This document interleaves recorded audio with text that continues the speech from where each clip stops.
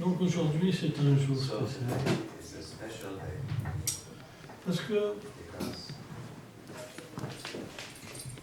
le Seigneur est une personne. Il y a un verset dans la Bhagavad Gita où Krishna dit Yaspacharam machitoham acharapi shota. En fait, il dit je suis au-delà du faillible et de la faillible. Qu'est-ce que c'est les gens faillibles? C'est les âmes conditionnées.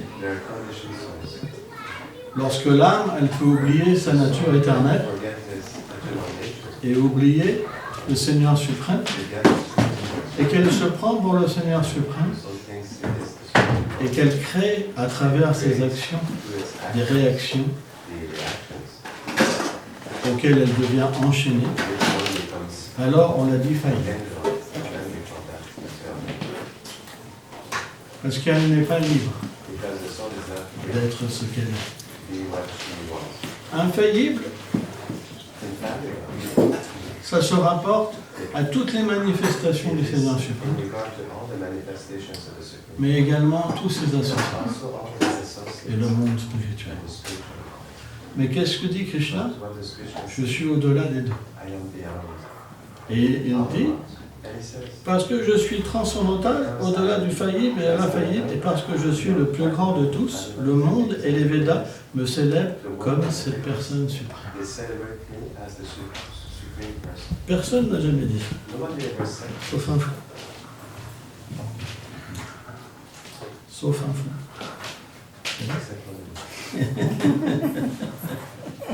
Mais le Seigneur, il peut être à la fois situé dans la douceur, ça veut dire oublier sa suprématie, pour donner l'amour à ses dévots, comme également il peut se rappeler de sa position éternelle.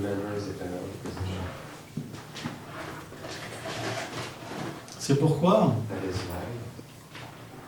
son devoir également, c'est de libérer tous les êtres vivants. Il vient dans ce monde, âge après âge. Mais dans un âge particulier, il vient dans sa forme originelle. Et sa forme originelle, d'elle émanent toutes les autres formes. Et sa première forme, c'est Balaram. C'est expliqué, Srila Prabhupada explique, que la forme de Balaram et de Krishna ne diffèrent d'une seule chose, l'atteinte, l'habit et les ornements. Mais sans ça, la beauté et les attributs sont similaires. Or, Balaram, il se manifeste comme cette première manifestation du Seigneur, comme celui qui sert ce Seigneur originel dans tous ses aspects. C'est pourquoi il prend d'innombrables formes. Et également, il est présent dans tous les rasas. Rasa, ça veut dire les échanges d'amour entre Krishna et ses dévots. Shanta, Dasya, Sakya, Vatsalya, Madhurya. Shanta, la neutralité, Dasya, d'être serviteur, Sakya, l'ami, Vatsalya, le sentiment parental, et Madhurya, le sentiment amoureux. C'est pourquoi Balaram lui-même prend une forme féminine, en tant que l'Ananja Manjari. Mais, Srila Bhaktivinoda Thakur explique qu'il aussi, en tant que l'incarnation de la Sandvit Shakti, qui est cet aspect d'éternité du Seigneur, il est l'origine de toutes les planètes spirituelles et de tous les habitants masculins. Et en tant qu'une autre expansion, Mahasankarsha, il est aussi l'origine de tous les habitants qui habitent avec lui. Il est l'origine des Narayans, mais également du Seigneur Vishnu, de sa forme Karanakashi Vishnu, Garbhokashi Vishnu, Kshirodakashi Vishnu, qui sont en charge de l'univers matériel. Pour cela, on considère Balaram comme Guru Tattva. Bon, ça c'est le point philosophique. Parfois, il y en a qui sont un peu ennuyeux. Mais si on veut glorifier une personne et sa beauté, on doit mettre des bases. Donc là, la base c'est Dieu, la personne suprême. Et quand en fait Krishna vient, il vient toujours accompagner Krishna sous une forme. Dans les Ramalila, il vient entendre Lakshman par exemple. Et donc, on connaît un petit peu l'histoire, je ne vais pas te raconter, je n'ai pas tout le temps, mais l'histoire de l'apparition de Krishna et cette prédiction qui avait été entendue dans le ciel, que le 8e fils de Devaki causerait la mort à Kamsa. Et Kamsa était un grand démon. Il était très puissant. Vraiment puissant. C'était le plus puissant des démons. C'est pour vous dire, on va expliquer l'histoire de Denakasura après, mais même des démons comme les Lokasura, comme Shah les avait mis à l'amende. Tellement il était puissant. Et lorsqu'il a entendu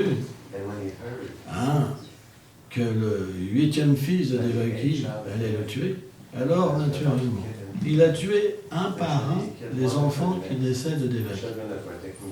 Et lorsque la 7e naissance est arrivée, alors le Seigneur Sankarshan, qui est l'émanation partielle de Balaram, s'est manifesté dans le sein de Devaki.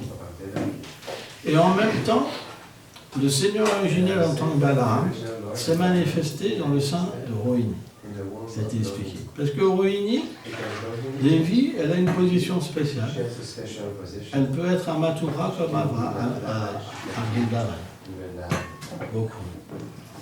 Et lorsque donc elle allait visiter son mari, Vasudeva, elle a été enfantée par Vasudeva. Et donc, au bout de quelques mois, Devaki, qui portait Sankarshan dans son sein, Sankarshan, il a quitté son ventre pour entrer dans sa forme originelle dans le sein de Rohini. C'est ce qu'explique le Shastra. Et à ce moment-là, on a eu l'impression que Devaki avait fait une fausse couche. Similairement, le Harivamsha explique que lorsque Devaki de nouveau est tombée enceinte, elle n'a pas reçu Krishna dans son sein. Je t'explique. L'énergie du Seigneur a gonflé en fait son corps. Alors que Yashoda, en même moment, elle a reçu Krishna dans son sein. C'est la différence entre Devaki et Yashoda. Et lorsque le Seigneur est apparu dans la prison de Kamsa, à Mathura, il est apparu dans sa forme de Narayan, à Kala. Et lorsque Vasudeva a reçu l'ordre d'amener en fait le Seigneur Narayan qui avait pris la forme de Krishna, on appelle Krishna Narayan, c'est une manifestation partielle de Krishna. En fait, quand Vasudeva a amené à Gokul ce Krishna Narayan, le Krishna originel était apparu, mais il ne pouvait pas le voir. Et quand il l'a déposé sur le lit de la naissance, le Krishna Narayan s'est fondu dans le Krishna originel. Et la preuve, elle est donnée, c'est parce qu'il y a eu une cérémonie de la coupe du couronnement entre Yashoda et Krishna. Sans ça, il n'aurait pas pu avoir de cérémonie. Alors que Devaki et Vasudeva n'ont pas eu cette cérémonie. Parce qu'en fait, le Seigneur est apparu directement dans les airs. Il y a beaucoup de subtilité dans les divertissements. Et beaucoup de douceur. Donc, Balaram est apparu un peu avant Krishna. Et quand il est apparu, il était extrêmement beau. Parce qu'il est aussi beau que Krishna. Il était tellement beau. Il n'est pas apparu comme un être humain ordinaire, mais comme un joyau. Il était aussi beau. Son teint était comme le cristal. Ses yeux étaient comme des lotus. Ses cheveux étaient longs. Et son corps était comme un joyau. Et ils étaient tous émerveillés d'une telle naissance.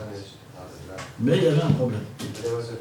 C'est que Balaram, il ne bougeait pas, il ne parlait pas, même pas la tétée, il ne faisait aucune activité. Pourquoi? Parce que Krishna, il est Sevaka Bhagavan. Il est la manifestation du Seigneur qui sert le Seigneur originel. C'est difficile à comprendre, mais c'est comme ça. Le même principe existe avec le Shiva originel. Sada Shiva, en fait, est un Vishnu Tattva. C'est le Seigneur qui vient pour ce service. Les Shastras expliquent ça. Si la Prabhupada explique ça sur une phrase dans le Bhagavatam. On ne va pas rentrer dans tous les aspects. Et après, Shiva, il a d'autres formes qui sont secondaires et qui sont différentes du Vishnu Tattva, qui sont après Shiva Tattva. Bref.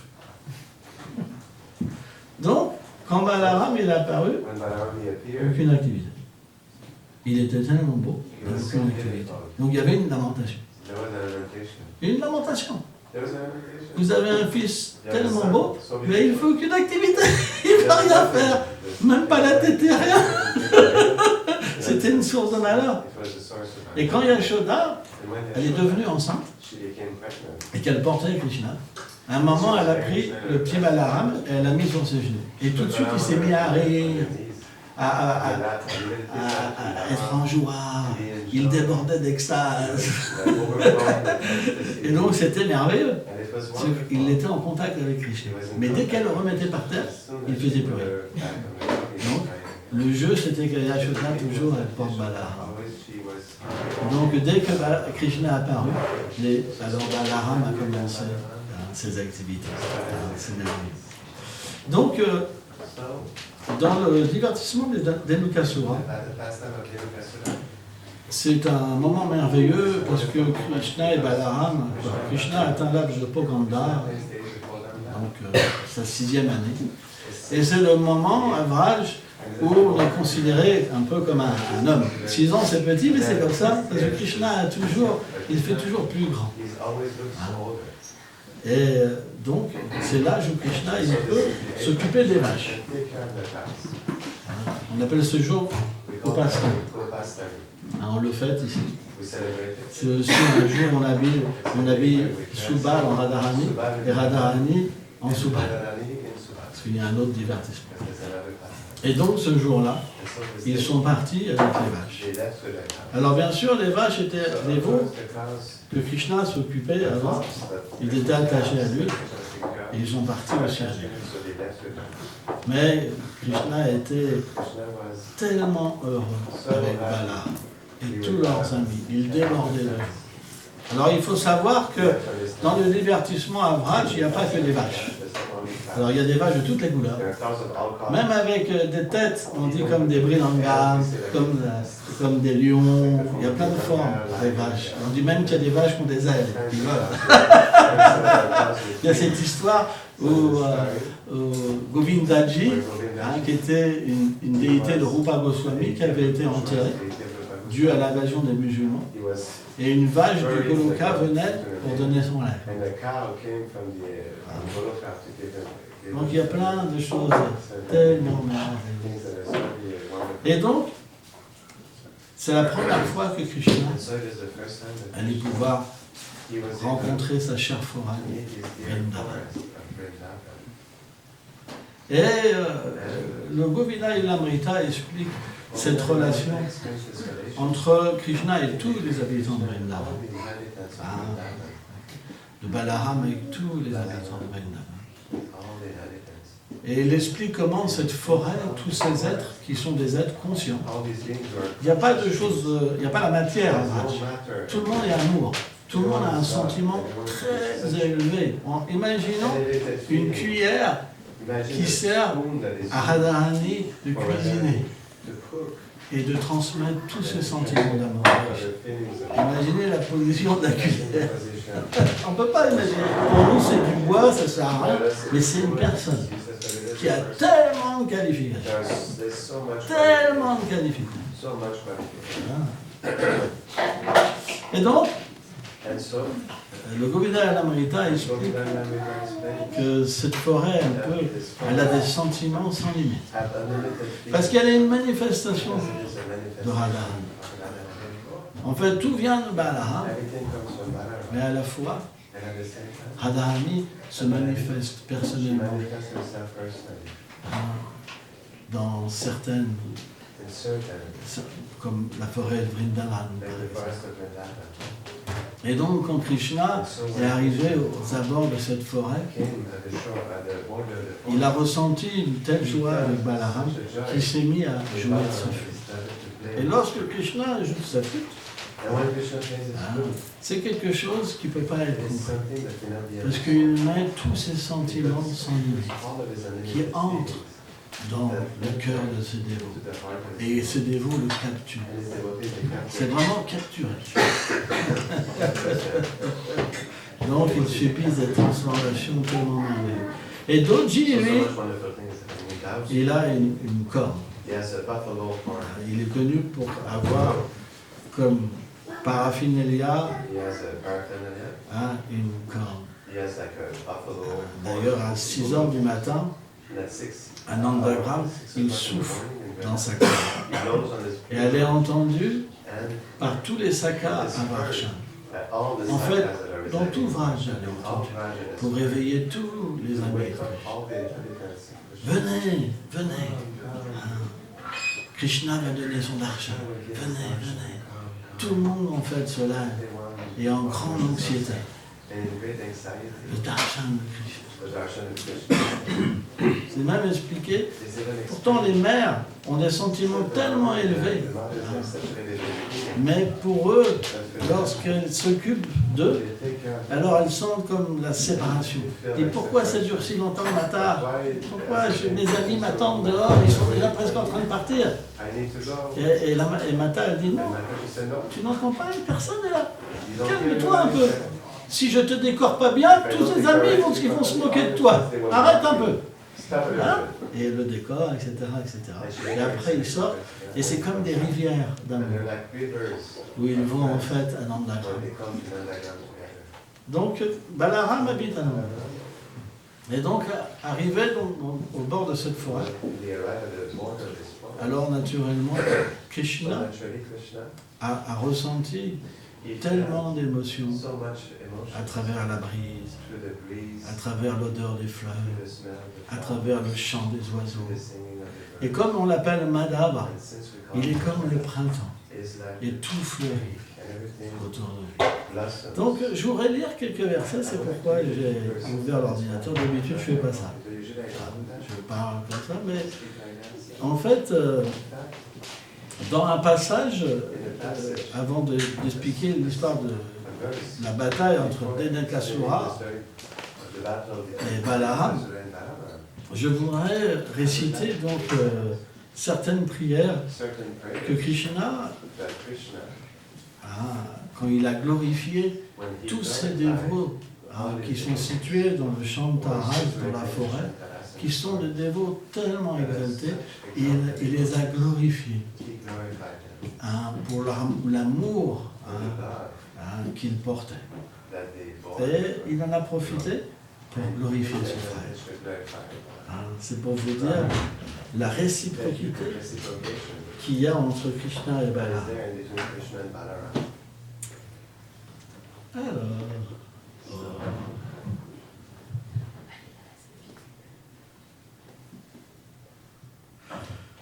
cette forêt résonnait du bourdonnement des abeilles, du gazouillis des oiseaux et du charmant boitillement des cerfs. Elle était servie par le souffle d'une brise fraîche et plaisante, chargée du parfum de lotus à 100 pétales. À Vraj, il y a des lotus à 100 pétales. Tellement merveilleux.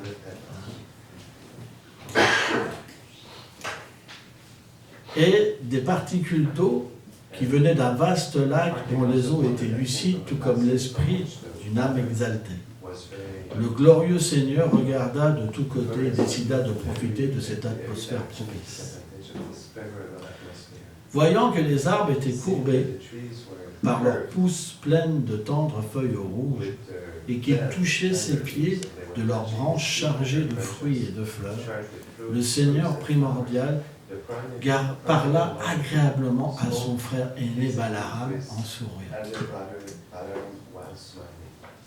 Shri Krishna dit: ô glorieux et respectueux frère, ces arbres ont obtenu cette sombre naissance due à leurs offenses dans leur naissance précédente. Par l'expiation de leurs actes impies, ils te rendent à présent leur hommage en courbant leur tête, en abaissant leurs branches jusqu'à toucher tes pieds de lotus. Ils t'offrent leurs fruits et leurs fleurs, tes pieds qui sont adorés par tous les grands demi-dieux. Alors, quand on parle d'ignorance à Vraj, dans le monde transcendantal éternel, originel, Golok Vrindavan, c'est un peu différent parfois de Boma Vrindavan. Boma Vrindavan, c'est quand Krishna a accompli ses divertissements sur la planète Terre, dans un univers matériel. Parce que parfois, des demi-dieux sont maudits par des sages. En fait, c'est une bénédiction. Et ils reprennent naissance comme des arbres. Donc, parce que parfois ils accomplissent des actes qui sont parfois interdits, alors ils sont punis de cette manière. Donc c'est de cette façon qu'on doit comprendre les paroles de Krishna. Parce qu'à Vraj, il n'y a pas d'ignorance. Et d'ailleurs, lorsqu'ils ont le darshan de Krishna, ils obtiennent la plus haute position. En te voyant dans cette forêt, les pans dansent pour ton plaisir. À Vraj, il y a des pans merveilleux. Ils sont experts dans leur danse. Tellement experts que Krishna, que Balaram, il danse avec eux. Mais Krishna et Balaram sont encore plus experts que les prophètes. Et ils deviennent alors leurs professeurs. Et lorsqu'ils voient la prouesse de Krishna Balaram, alors ils chantent, les pans chantent et remplissent toute la forêt d'un son merveilleux.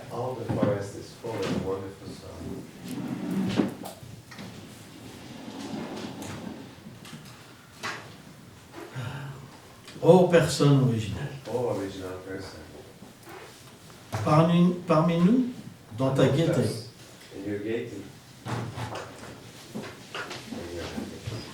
mais les sages qui sont les plus beaux joyaux et te dévots ont reconnu ta divinité. Par conséquent, sous cette forme d'abeille, ils chantent tes gloires, qui sanctifient tous les mondes. Puisqu'ils ne peuvent tolérer la séparation de ta personne, ils te suivent avec amour à chaque pas. Et c'est ça qui est incroyable. C'est que Krishna et Balaram ont aussi des divertissements très intimes. Où certaines personnes à Vraj n'ont pas accès. Mais une abeille, on pourrait se dire c'est tellement inférieur. Et pourtant, ils ont accès à des choses tellement élevées. La terre est devenue suprêmement bénie en ayant tes empreintes de pieds sur sa poitrine. Fortunés sont les arbres et les vignes, ramifiés par les ongles de tes doigts. Glorieux sont les ruisseaux et les montagnes, les oiseaux et les animaux sur lesquels tombe ton regard miséricordieux. Mais surtout, quelle grande et bonne fortune ont reçu les gopis qui ont été enlacés par tes bras. Faveur que même la déesse de la fortune, Sri Lakshmi.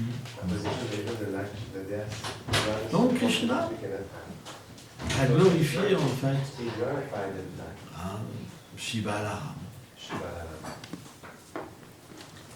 En réalité, Balaram, il est le serviteur de Krishna.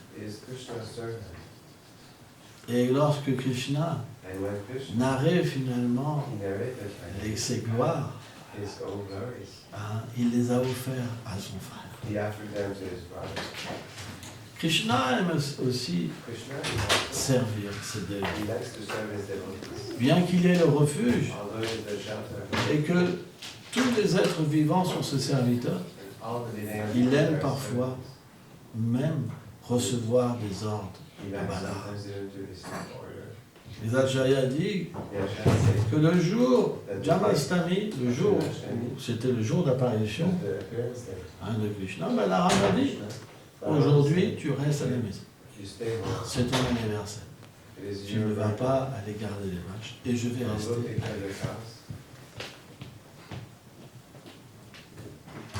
Donc, dans cette atmosphère merveilleuse, à un moment, les Sakas, ils ont senti une odeur qui était tellement attirante. Ça venait de la forêt de Talaba.